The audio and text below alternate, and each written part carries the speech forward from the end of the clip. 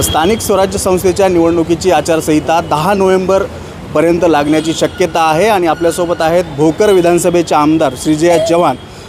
नुकताच भोकर विधानसभा मतदारसंघासाठी 14 कोटी रुपयांचा निधी देखील मंजूर झाला अशी माहिती मिळते। आपल्यासोबत स्वतः ताई आहेत। निधी मंजूर झाला आहे भोकर विधानसभा मतदारसंघासाठी, काय सांगा?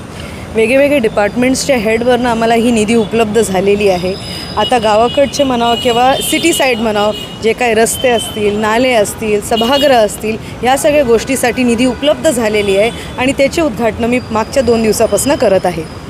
खरं तर आता कार्यकर्त्यांनी तुम्हाला मोठं केलं आहे। स्थानिक स्वराज्य संस्थेच्या निवडणुका आहेत, तुम्हाला सुद्धा आता जिल्हा संपूर्ण पेंजून काढावं लागणार आहे। नक्कीच आहे आणि खरंच म्हणलं आपण जसं म्हणलं की कार्यकर्त्याची निवडणूक आहेत, त्यांनी आम्हाला एवढी साथ दिली आमच्या निवडणुकात, तर आता आमचीसुद्धा वेळ आहे त्यांच्या निवडणुकीसाठी मदत त्यांना करावी। काय अशी चर्चा होते का की युतीमध्ये लढायचे की वेगवेगळं लढायचे? पुढे दिसेलच तुम्हाला।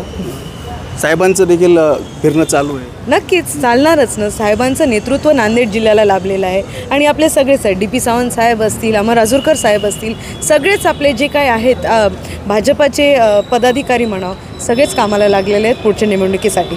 भाजपचा झेंडा जिल्ह्यावर फडकला जाईल। नक्कीच आपण पाहू शकतो। हे होत्या श्रीजया चव्हाण, भोकर विधानसभेचे आमदार। दिनेश कुलकर्णी, युवा क्रांती न्यूज, नांदेड।